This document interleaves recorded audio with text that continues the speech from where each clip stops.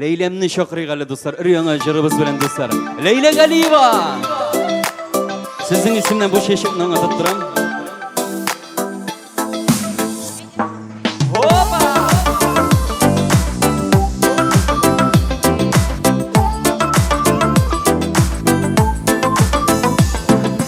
Sırasalar minen yolların avalar. Var mı senin aşık bir yarın? Elle koydum seni soylar idim, eytir idim ol bitsin canım. Merhamette ballı kanadımsın, Tengrim seni sevip birgenedir. Suluşunda yeşim her seğetim, senin için yanım kiyem gel. Oylamışa turgan minutum yok, anlatolmayım canım halatim. Yaratırga bari bulduralam, eminim yok boşka seletim. Merhamette ballı kanatımsın, Tengrim seni sevip birgenedir.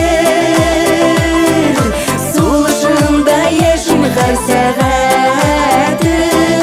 senin için yanım kiyem gel. Merhamette ballı kanatımsın, Tengrim seni sevip birgenedir.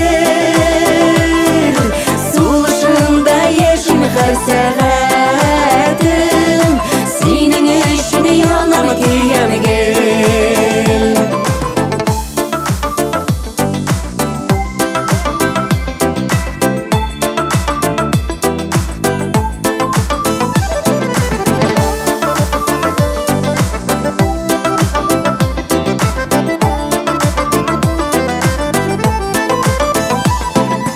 Yollarıma nurlar düşedin de, Kuşak jeyip çıktın karşıma. Yaşım bugün siyu nazlarında, rahmetlimin sina barsına. Merhamette ballı kanat